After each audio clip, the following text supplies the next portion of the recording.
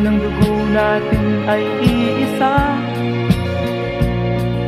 Ano ka man o kaya ay Pilipino, Hapon ka man o kaya ay Ruso, Inchik o maging kahit na sino, Muslim ka man o kaya ay Kristiyano, mayaman ka man o kaya ay mahirap, ito'y di sukatan ng pagkatao. Ikaw at ako'y nilalang sa mundo. Bakit may mga nang-aapi sa kanyang kapwa?